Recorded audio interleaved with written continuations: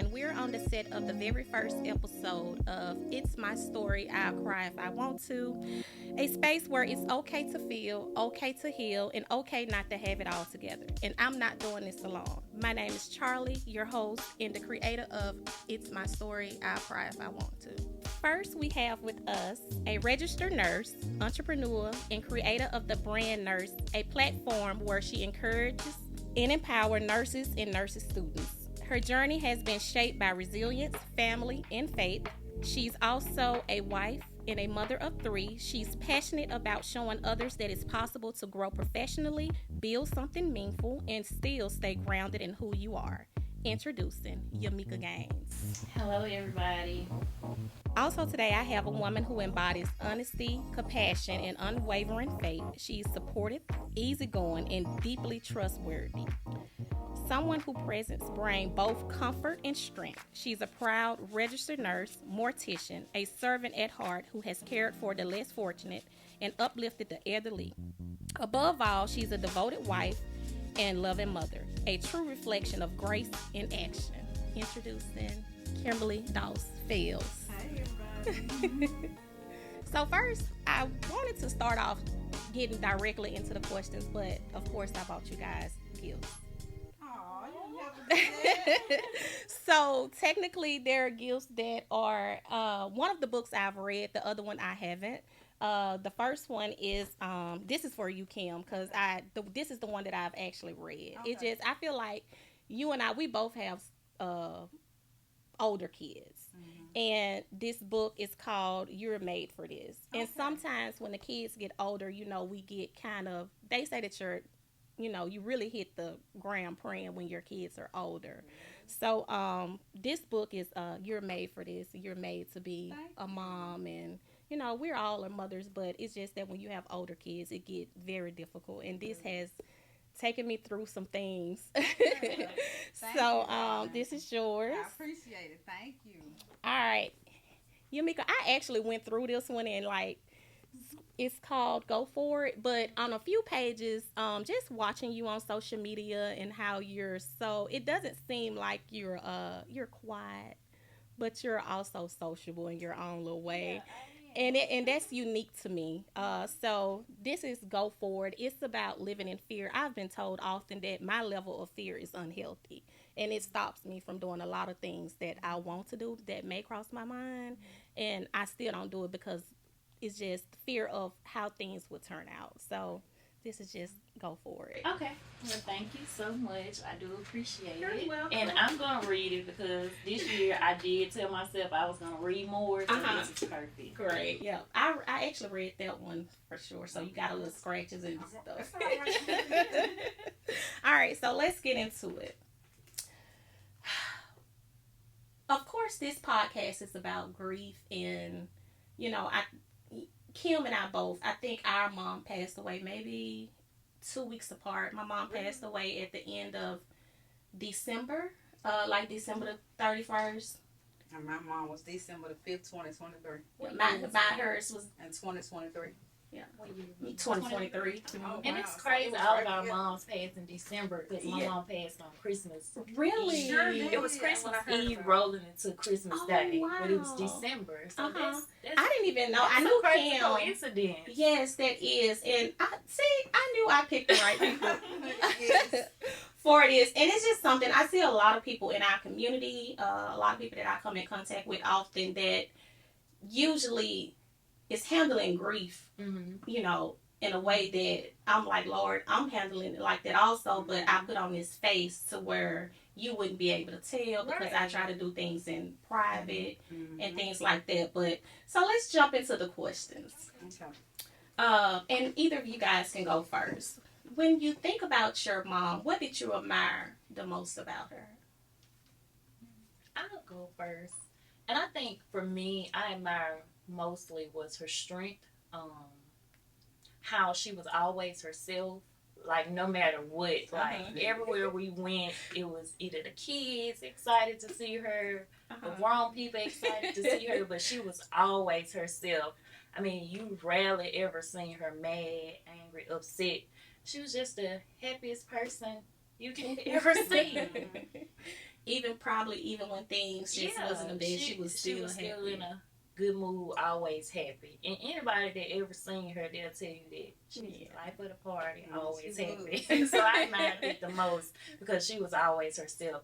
And I find that kind of hard for me sometimes because I'm more on the quiet side, so when I'm in certain places, I try to act a certain way, and I can't really let loose and be myself. So seeing her be herself, no matter what, I admire that a lot. Okay. And me, for my mom, what I miss the most is that's the admire. What I admire the most about my mom, is one is gonna be her strength, but she was such a loving, caring person. She was. And I don't care who it was, it didn't have to be her family, her immediate family. That lady was gonna love everybody. Yeah. Even the patients. She would bring the patients food. She would pickle, bake cakes. I mean, it's just I admired about that lady. And I mean, life is just not the same. It's not. It's such a blessing when you think about it to be raised, by women like that. Because my mom, she was the same way. Like, we grew up in MLK when I was really little, and we've always had a full house. Her doors has always been open to anybody. It's never been a time to where we didn't have someone living with us. She was just kind, and I often strive, and I say that I couldn't even be half of the woman that she was when it comes to generosity and things like that. Like, I just don't have it. And we don't even realize it, though, until, like, our kids get grown or until they grown, and then we kind of reflect on a lot of things that our parents did. They had to sacrifice and endure, and you were like, dang. It's not like you took it for granted, but it was like, that's mom, somebody you can always run to, somebody you can always call. Exactly. And now it's like it's just wiped away.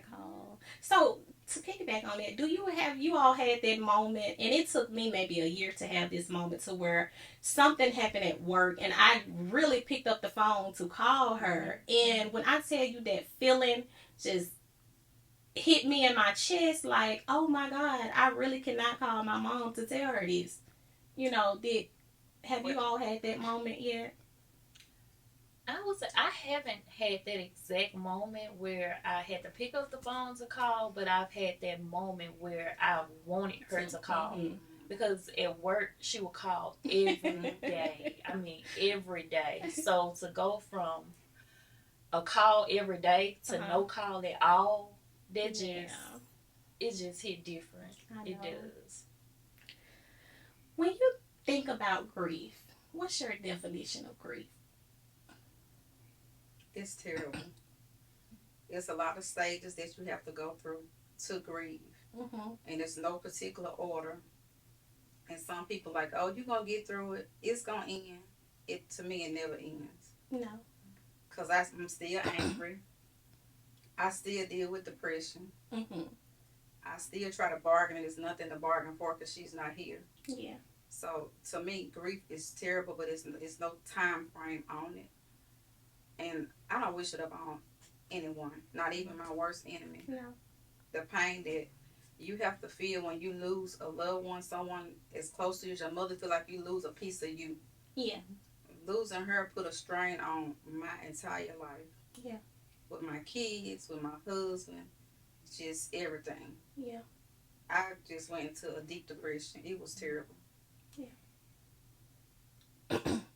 To me, I would say it's more so about feelings. You have to feel everything because you may go through a stage where you're just okay, and then the next day, it feel like your whole world is crumbling down. So sometimes I feel like we may run away from it, and we don't want to experience everything that grief has to offer. Like she said, she's angry.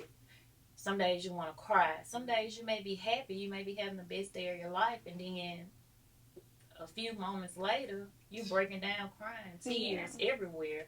Yeah. So for me, I would just say it's about just going through the different stages. There's really no timeline for it. Some people think, okay, well, it may take me a month of grieving, then I'm gonna be okay. And that's not what it is. Yeah. Like, it's been a little over a year now for me, and I'm still dealing with it. And I think, it's it's people that, has lost their parents longer than I have. That's probably, still dealing. I know you guys are still dealing with it. I know we both still dealing. Yeah, so it's nothing that's quick, get straight to the point, and, you're done. It doesn't work like that. It's a process. At one time, I thought mine was guilt and grief because my mom, I actually saw her like in the hospital. When she went to the hospital in 2022, she never left. Like, she never left the hospital. Wow. She ended up being an amputee where they had to take both of her legs, and it was a struggle for me. And then for me to be her only daughter, for me to be doing it alone, it was like after she passed, it was like, dang, did I do enough? Like, was I there enough? There were days I would go to the hospital and I couldn't even get out. Like, I would sleep in my truck for hours. This is a true story. I would be in my truck for, 3-4 hours, just sleep, because I could not build up the guts to go into the hospital and just see her like that. But I felt like my presence being there and knowing, the difference. Yeah, and so part of mine was mostly guilt and grief. It's like, beforehand when you're just playing around, you're like, oh, I'm so depressed. Oh, before anything happened. Now, I'm like, oh, this is depression. This is what depression. This is real depression. Oh, this is what anxiety feel like. Yep. No, absolutely. This is real. This is no play. This is, you're in it. And it's, I don't even know if it ends. I think it's just you learn how to cope and you deal learn how to deal with it. I don't even know if it ever really ends. As adults, we're able to handle it better. But what about young girls and little girls that lose their mom at such a young age? What advice would you give them? Oh, my cousin, Roshika Timmer, my mom's sister, she passed when she was 11 years old. And that young lady, she's a strong girl. Yeah. She still had a dad. But I just tell somebody young, even though they're young, to learn how to find God. Yeah. Because that is your really only source of help. I can tell you, oh, Yamieka, it's going to be okay, or Charlie, it's going to be okay. Every day it's going to get better. But those are words. Yeah. But the only person that can truly help us is Jehovah. He has to give us the strength each day to put 1 foot forward. So I would tell even a little child that the first thing that they do is learn how to pray. Yeah. Pray and try to pick up their Bible if they can read 1 or 2 verses. And that's what's going to help get them their strength. Yeah. And then surround themselves with positive people. Because sometimes they turn to bad habits like drinking, drugs, trying to cope. Letting people manipulate them, Yeah. So I would tell them to surround themselves with positive people, and oh my goodness, learn how to pray as a little child, because we pretty much teach our kids when they babies to pray, and teach them how to read the Bible. So that's what I would have advice for anybody young, because I don't think, like I say, grief never ends. To me, it never ends. And I would say, allow yourself to feel everything. Most people think, okay, well, I can't be angry, I can't be upset about it, but you can be. You can be angry, you can cry, whatever you got to do to express yourself, to get those emotions out. I feel like that is very helpful, because I'm the type of person, like, I let my emotions build up inside me. Sometimes I don't want to show that side of me being angry. I don't want to show that side of me hurt, the side of me crying. So that built up a lot of frustration in me. So I would say, let that out. Because it's really no timeline of how you grieve and what way you grieve. I can't say, well, do it this way or do it that way, because that may not work for you. That's right. So it's kind of like a trial and error where you see what works for you. Correct. But like she said, pray about it. Turn to something positive, because it's easy to pick up a bad habit versus picking up a positive habit. For me, I use the gym as my positive outlet. I see that. I go to the gym to clear my mind. It gives me something to look forward to. Yeah. I could easily say, "Oh well, I'm gonna drink every day, smoke," but I mean, this bad. Right. It's not gonna make anything better. It may make me feel good at the time, but it's not gonna make anything better. So I would definitely say find you something positive. If it's reading, drawing, like music, whatever it is, find something positive to put your time into, and it helps a lot. I agree. Yeah. And you guys don't have to answer this, but I can move along if you want. What do you think her thoughts were like in those last moments? Knowing my mom, I know she prayed in her last moment. Yeah. Because my mom was walking and talking just like us. Same. And she just went. She went that same day, walked up in the hospital for it was supposed to be like a little quick 15-minute procedure. So I know immediately when she realized that she was in danger, I immediately knew her thoughts was, oh, what's going to happen with my family? Well, she know that it was going to eventually be okay. But I know she started praying to ask Jehovah to take away the pain or whatever she was dealing with during that moment. But your heart just hurts because when I went to see her in the hospital, it was almost the worst image that I had ever saw in my life. Yeah. Because it's not good for anybody to pass. But if somebody is like sick, one day you may wake up, oh, is they okay today? But for somebody to like bam, sudden. You don't even have time to prepare your brain and wrap your brain around something traumatic and fast. So it has tore our whole family apart, which we still close, but just emotionally. And then my daddy is elderly, so I just know that. And the moment he drove her to the hospital that morning for the little quick procedure, and I just know the moment that she realized that she was in danger, she started to pray to ask Jehovah to help her calm her, whatever she was going through. I don't know. Yeah. It's life. And I would say, honestly, I'm really not sure.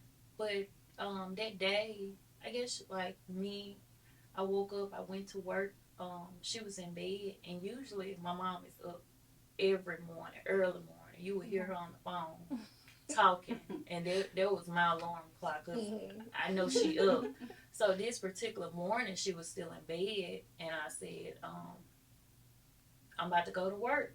Are you okay? She said, yeah, I'm fine. So lunch, she hadn't called that particular day. She hadn't called. Like, I'm used to her calling all day, but that day she hadn't called. So I called the kids, and I said, well, what's she doing? Is she okay? She just laying down. She said she was fine. The entire day she said she was fine. You know how you can sense something on a person that you're like, okay, well, something is wrong. But it didn't give that. It just gave, I'm fine, I'm okay, nothing is wrong. So like I said, it was Christmas Eve, and every year one of the family members always have something at their house. So that evening, me and the kids, we got ready, and she's usually, up ready to go. And I'm like, Mom, you don't want to go? So she was like, no, I'm just fine. I'm just laying here. So I guess you pick up on intuition, like maybe, something may be wrong, but, she keeps saying she's fine. She's just going through the motions as if everything's okay. She looks happy, nothing look like she's in any distress or anything like that. So I'm like, okay, well, we're going to leave, we'll be back. So we're at my cousin's house, and I called my husband, and I said, well, have you been back to the house? I just wanted to check on her and see if she was okay. I guess that was just a feeling. And he was like, well, I'm getting ready to head back there, but I hadn't made it yet. And I was like, well, that's fine. I said, we're about to leave. Because I wasn't just in a space to just, have fun or anything like that. So some just say, okay, just go ahead and leave. So we got back to the house, and I said, y'all go check on Granny. I'm going to put my stuff in the room. And the kids, they just come in and say, she won't wake up. And I go in the room, and she's just there. life Yeah. is. And with me being a nurse, I know that she's gone. Yeah. But me being me, I'm trying to do everything I can to bring her back. Because And that's mama, baby. it's mama, I'm going to try. Even if I fail, I'm going to try. I'm going to try to do what I can. And, that just didn't work. So me, being mean, I'm like, okay, well, we're going to get her to the hospital. We called the ambulance, and they took too long to come. So we just ended up taking her. But the nurse and me, I know, she's gone. She's gone. But it's just me holding on to that little bit of faith that she's going to be okay. But that's what it was. Yeah. But in that moment, I feel like if she had anything to say, she was probably saying, I'm going to be okay. I'm gonna be okay. And I know y'all going to be fine. Yeah. So, yeah. My mom used to always say, she's always say, I know if anybody can handle it, you got it. You don't take no stuff, it's going to always be a strong one that they don't look at. Yeah. Yeah. They don't have to carry, like they say, one of those children is going to carry the torch for the entire family. Yeah. So I had to pick up the torch when it came to my family. Yeah. And I feel like it's always the older It's always the older sibling. I'm not the oldest, but I'm You're the only the only girl. The only girl. And probably responsible for the girl. Yeah. Because my daughter is the youngest, and she's most responsible out of both of them. That's how it is. That's how it is. Did you guys feel pressured to be strong, like in the beginning? Absolutely, I did. Because we all went together to the funeral home, and we made decisions together. But it's like I felt pressure to not cry. Because, like, if I broke, everybody was going to break. So I felt so much of pressure trying to be the strong one. Even when it came down to me and Kenny together, got her dressed, I cut her hair, flat iron her hair. He put the makeup on, I put a little lip gloss on the other eyes. And I didn't want them to come in to see her until I wanted to make sure that she was appropriate for the family, because the image in the hospital was like a disaster. Yeah. So I wanted to make sure she was appropriate, but after all this was over and me being the strong one and the funeral was over, it's like it really set in that your mama gone. So I would, if I was down to my dad, visiting my dad or my sister, brother, and if I had to cry, I would like run into a room or bathroom. Yeah. Because I didn't want nobody to see me cry. Yeah. And then I didn't want my dad to cry, because I'm like, at that time he was 73, 74. And I was like, I have to be strong because he's being strong, but he's old and I want to put a lot of stress on him. So it was like, it's been so much pressure, still pressure, but not like it was in the beginning. In the beginning, it gets better. And I kind of find like when people say you gotta be strong, I feel like this unfair. It is unfair. Very. Because what if I don't want to be strong today? Right. Like, what if I want to cry? I don't want to be the strong one today. But when you are the more responsible one, or like you say, you the oldest, you did most of everything. And like for me, I created my mom obituary. We did Me and my brother, we got together to find her clothes and things like that. But you have to it's kind of like you have to put on this shield to let everybody know that I'm okay. And I got this, because you have your kids that's looking up to you. You have, your spouse or, other family members that's just looking up to you and expecting you to hold it together. And when you uphold a certain image, they expect you to hold it together. They don't expect you to break down and just, lose control. They don't. So I feel like it's unfair in situations like that where you're forced to be strong. Yeah. Like you don't want to be, but you're forced, and you have to be. Yeah. And that, like you say, that's so It's unfair. It is. And then, I also thought about this. I said, well, they haven't lost parents yet, So they don't truly understand. And if they did lost a parent, the love wasn't that great. Yeah, you're right. For them to say, oh, you should be over this by now. It's been enough time, like clearly you don't understand. You haven't lost a parent, so I don't expect you to understand how I feel. So I had to understand that part too, in which that came with isolation though. I would start reading my Bible. I would start reading things. I would start listening to soft music, or I would start praying, or I would just cry alone in my time. Like it's not for them to understand. No, they're not. And then, like you said, it too depends on. I feel like it depends on the closeness that you have with your family. Right. Because you can have a mom, you can have a dad, but if you're not close and y'all don't have that bond, you're not gonna feel. You're not gonna feel the same. Correct. So you wouldn't understand. They wouldn't understand. Correct. And then for outside people that's come, outside people say, "Oh, it's gonna be okay. Just take some time."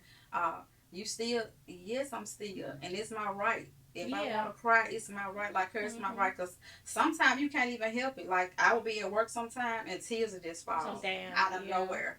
And you know where they're coming from, but you can't even control it. So you have to I say, I'll be right back. I go to the bathroom or go in the room. So you can't help it. And it's okay to have those feelings, go through all those stages. And if it takes forever, then it takes forever. Correct. But the main thing, you get up every day, you put 1 feet forward, and you keep going. That's right. Were you different before the loss? Absolutely. I was totally different. I always pretty much been an outgoing person, but I've always been a kind of reserved person. Yeah.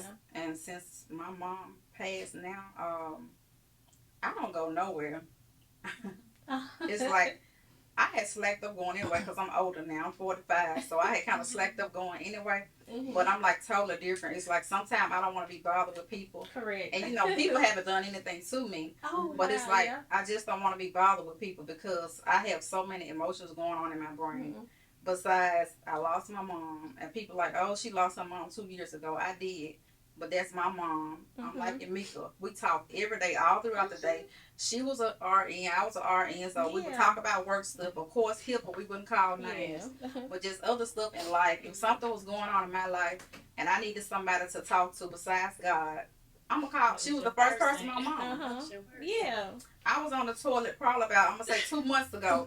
And I dialed her number so fast, and then I realized I had to hang it up. I'm like, I'm calling my mom, and this was like 2 months ago, and I hadn't did that in a long time.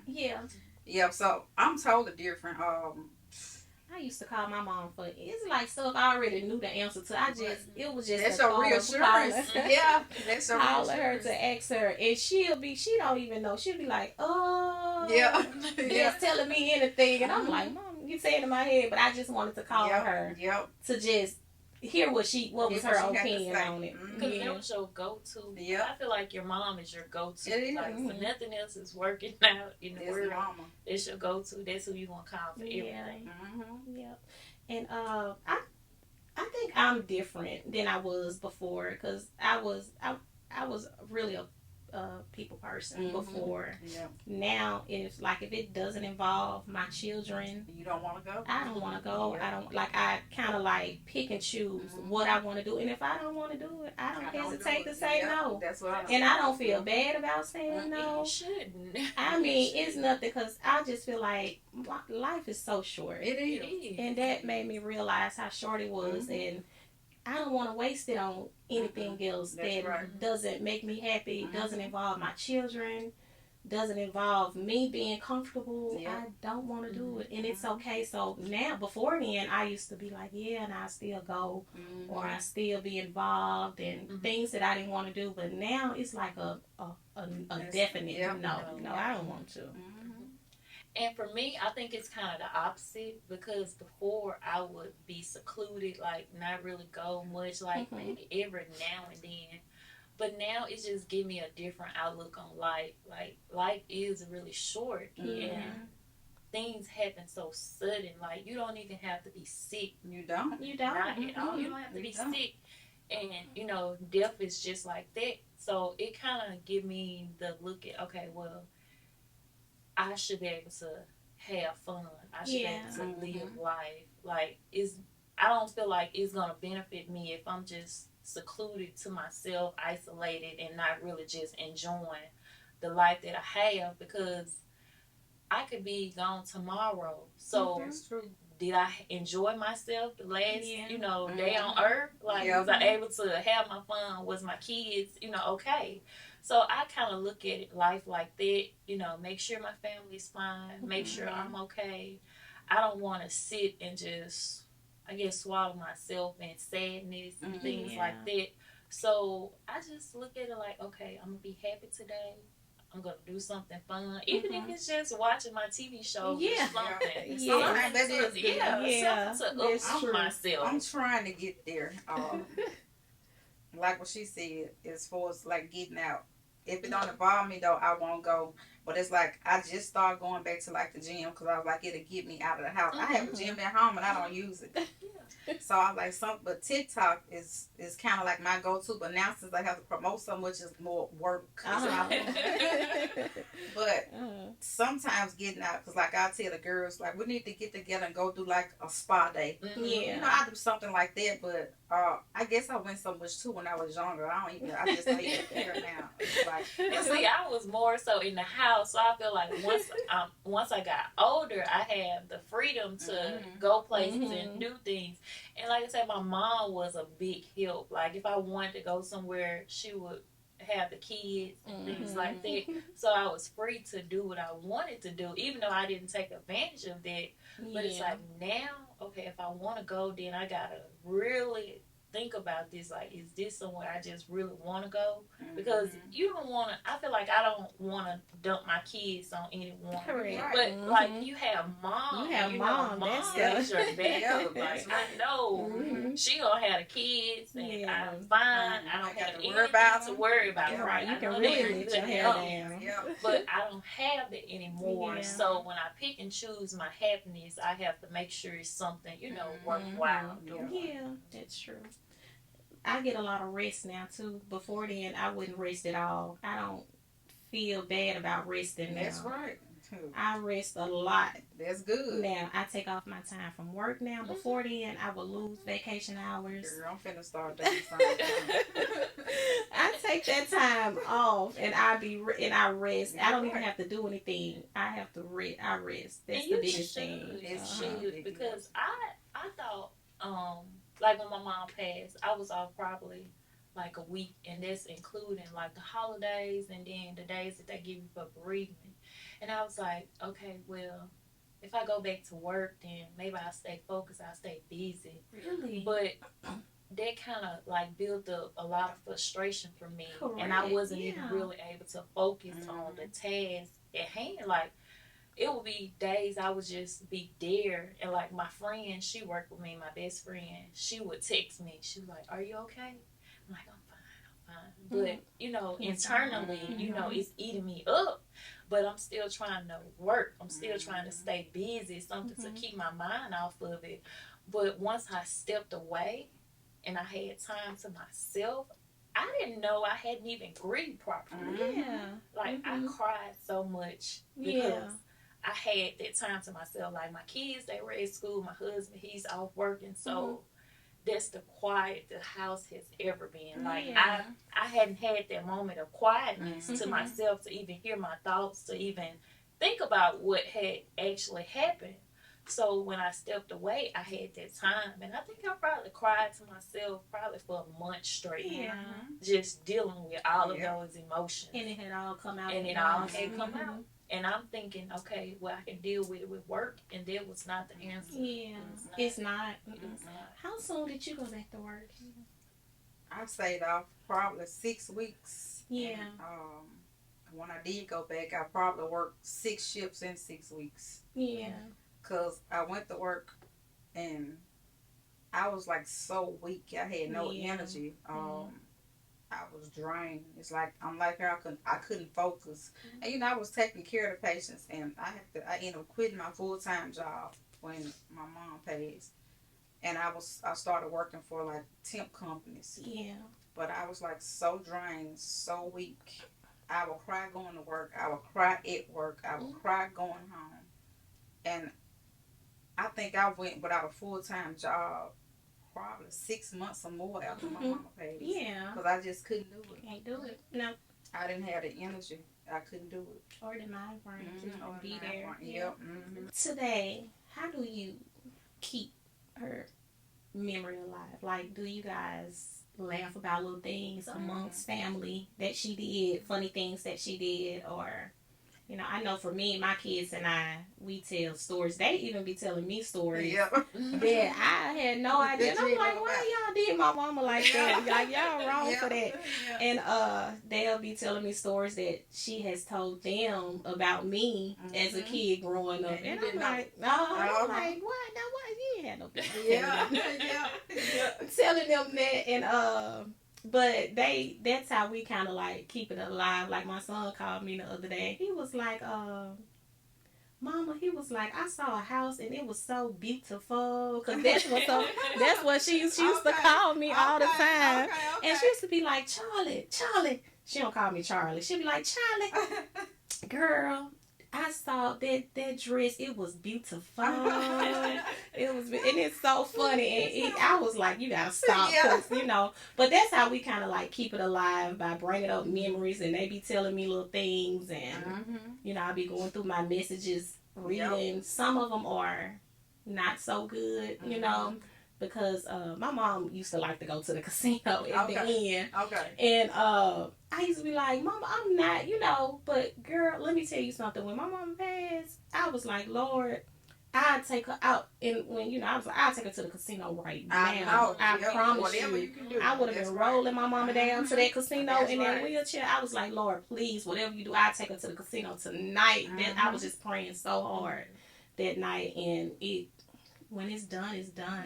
Like everything that you thought you could have did, times you thought you should have showed up, things that you thought you could have done better, it's done. It's over. And I try to take advantage of those things now with my children. Like if I forget something and I'm at work, I'll make a mental note of it. And as soon as I get home, I'll sit down and have this conversation with them, and you know, just let them know, because once it's done, it's done. It is. I have a big guilt too, since you said guilt earlier. That made me think about, because I used to always like work so much. So my mom stayed like my mom and dad stayed so close to me. Yamieka know my mom. And we would talk every day, all throughout the day. And I would talk to my dad on the phone too. And me and my dad still talk every day and stuff too.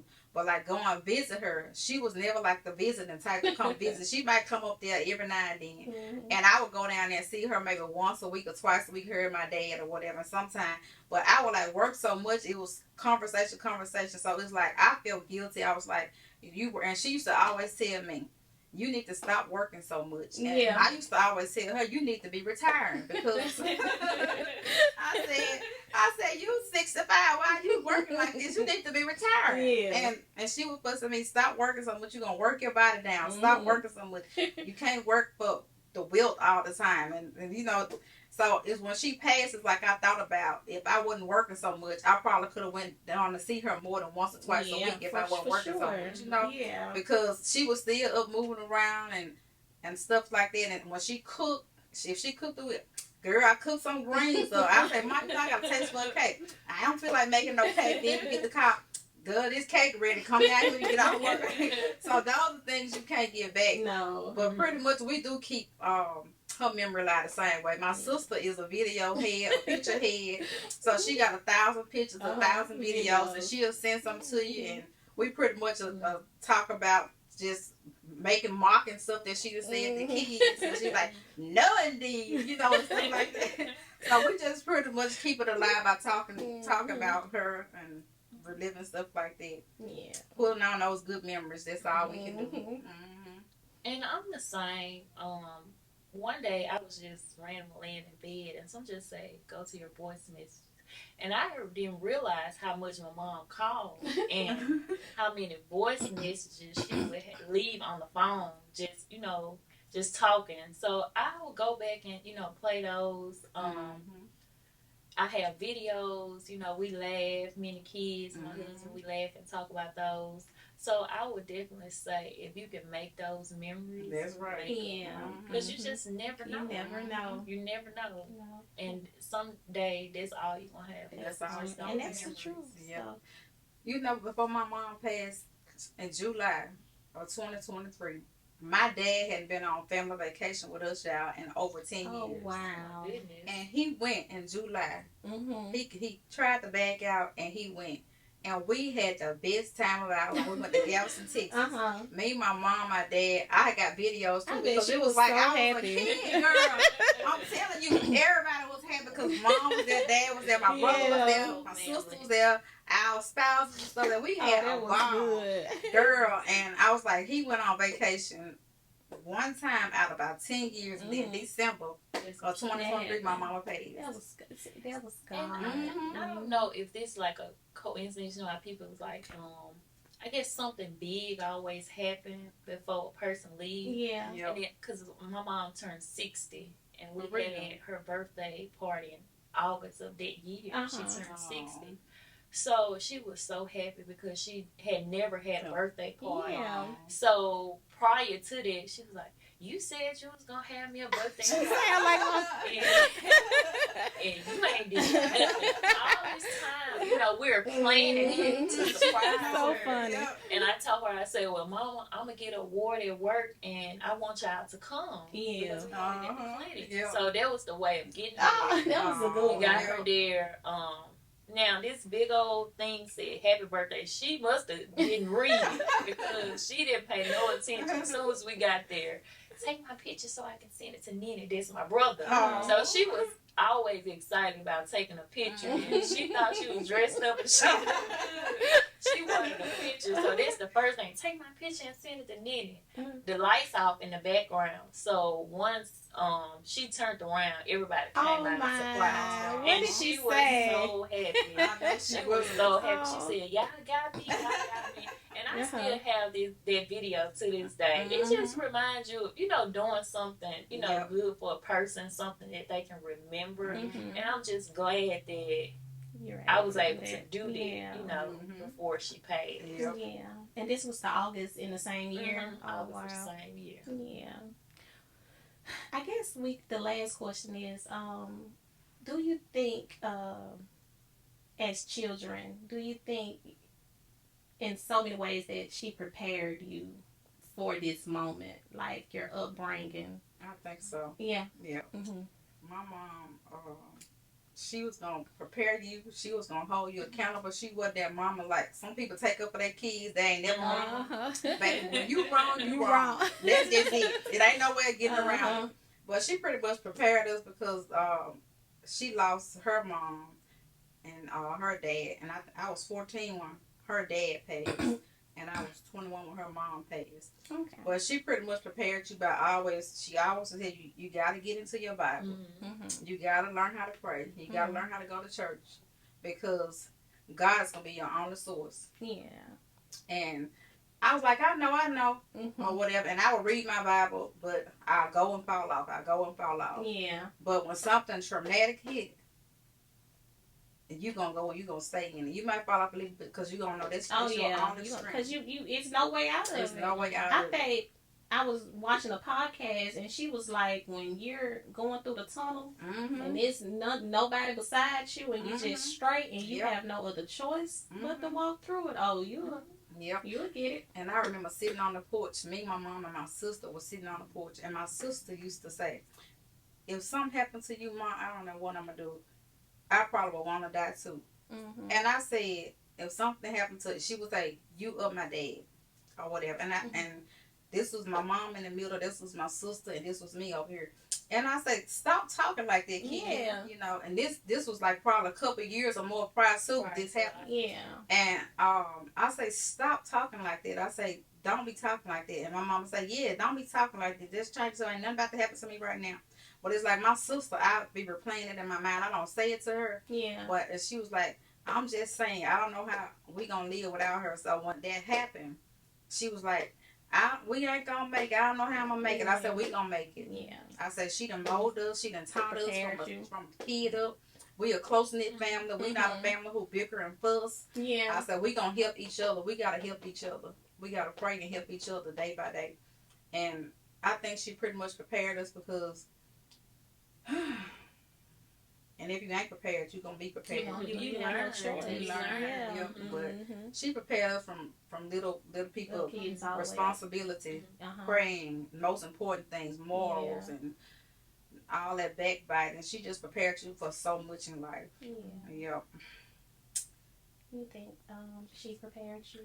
Honestly, I don't think I was prepared. Yeah. I don't think you're never really prepared for it. to lose someone. And for me, I was raised by my grandma and my aunt growing up. So when I got older, I moved with my mom, and we actually got closer. Our relationship got closer. So like seeing her, do whatever she can in that moment, even with me being an adult, it was nothing that she wouldn't do for me. Everybody would say, "Oh, she got you spoiled." Like when I say it was nothing, it was nothing that she wouldn't do for me. And I would say, I don't think you can really be prepared to lose someone. No. Yeah, I agree. You never prepared anyway. Yeah. I'm saying, but I guess prepared for the world. You just and how to handle how strong they were and how they handle things. And you're like, okay, well, if she could do it, then I know I could do it. Yeah. And when you have kids of your own, you realize, okay, well, I'm just a mom, and I'm just doing the best that I can with what I have, because we're not perfect. No, we're not. Because you have to move when you don't even want to move. You got to do so much when you don't want to do it as a mother. Yeah. And you just look at the fact that, look at where they came from and how they brought us. And that she not here no more, but look at what she have done for us over the years. What they have endured. So like, I feel like, I wouldn't say we have it easy, but I feel like we have it a lot easier than what they had. Yeah, I would think so too. Yeah. My mom, I noticed as a little girl, she used to have me with so many different people, and now that I think about it, I think that she had me with these women so that she knew there were things that she couldn't teach me or prepare me for. So she had me with different people. And I can remember saying, I just want to be home. And I had brothers. I have all brothers. And I used to be like, I just want to be home with my brothers. And I used to cry to actually go home. But when she was working, she used to be like, no, I want you to go here. They're going to take you to church. Or you're going to go on vacation with them. I just feel like as I got older, I knew there were things that she knew that she couldn't teach me or prepare me for. These people that she placed me with was going to be the ones that would do that for her. Yeah. And I feel like, as a child, you be angry, maybe. You're like, okay, well, why this, why that? But then once you're older and you see how life is, you realize, okay, this is why. This is why. Yeah. In closing, if your mom was here now, what would you say to her? I would say, thank you. Thank you for giving me life. Thank you for loving me and my babies. I would say that I'm doing my best, and I hope that she's really proud of me. Yeah. And I would just tell my mom that I love you so much. You have no idea how much I love you. And I do want to thank you for life and rearing me into the woman that I have become today, because without you, I wouldn't be here. And of course, Almighty. Yeah. And I would hope that she would be proud of me. So she was proud of me, though. Mm-hmm. Yeah, she was proud. Yeah. I look up to her so much. She's such an inspiration. She is. Yep. We work together. Yeah, sure. We work together, and she was amazing. I would probably say, Mom, girl, whenever you want to go to the casino, I would have taken you there. I really would like to apologize for her, because I was firm, and I was firm because I just really wanted her to do better, to get up and come home. So I was really firm, but I would just say that, you did your best, and just thank you.